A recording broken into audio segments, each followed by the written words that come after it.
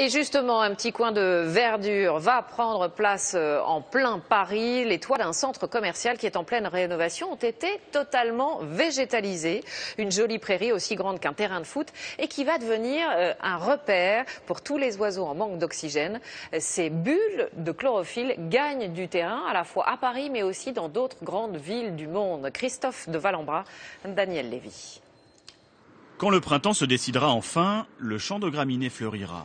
7000 mètres carrés de jardin au cœur d'un des quartiers les plus urbanisés de Paris. Niché entre les tours du front de Seine, ce centre commercial a profité d'une rénovation totale pour se coiffer d'un immense toit de verdure à 30 mètres de hauteur, un défi technique. La première difficulté pour réaliser une toiture de ce genre, c'est de faire disparaître toutes les installations techniques qui normalement encombrent le dessus d'un centre commercial. Et puis ensuite, il faut installer la terre. 4000 tonnes de terre ont été montées. Et voici à quoi ressembleront les bâtiments dans quelques semaines. Agréable à l'œil, mais aussi utile à la biodiversité. Une dizaine de ruches sont d'ailleurs installées ici. Alors au départ, bien sûr, on installe des plantes et puis après, toute la chaîne alimentaire se met en place. Donc on cherche à attirer bien sûr les insectes, les pollinisateurs comme les abeilles ou les papillons, bien sûr. Et puis après, bien sûr, les prédateurs de ces espèces-là vont pouvoir venir. Alors évidemment, celles qui peuvent aller sur les toits, notamment les oiseaux.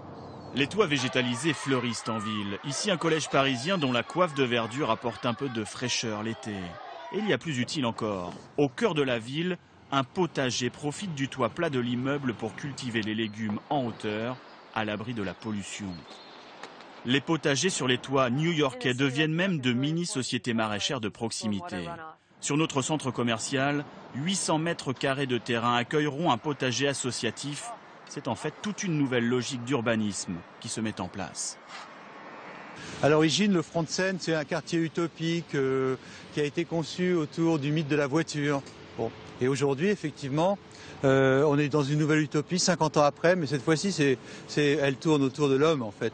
C'est simplement le principe du développement durable, où même les citadins ont désormais droit à leur part de verdure.